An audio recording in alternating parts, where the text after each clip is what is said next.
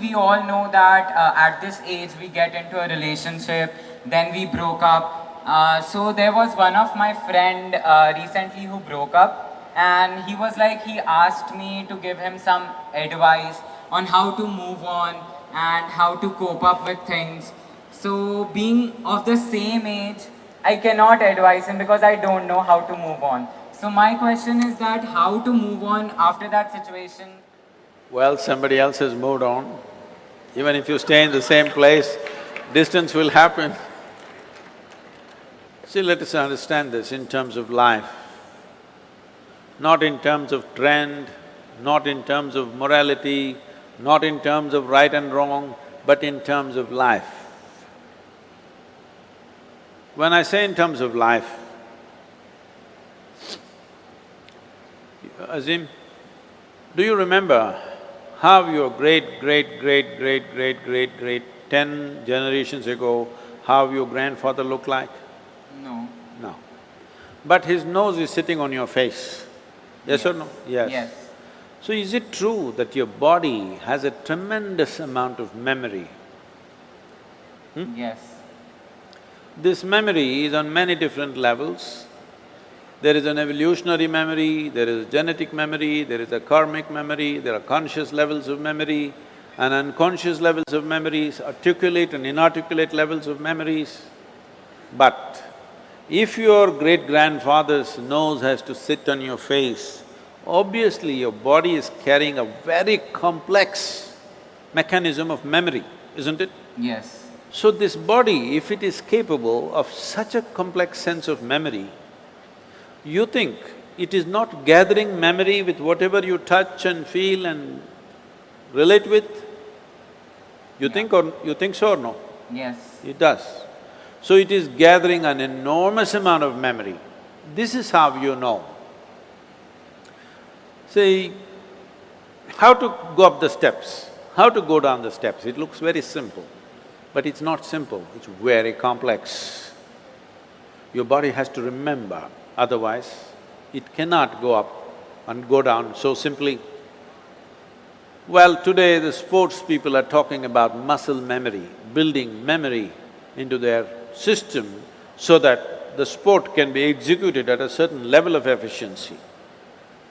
So this is not only for sport, this is not only for specific activity, every day you are imbibing so much memory, and this memory, if there is a certain kind of congruence to this memory, if there's a certain kind of cohesiveness to this memory will become productive. If there is a certain level of chaos to this memory, then you may know everything, but this memory will work against you because it's contradictory and conflicting within itself.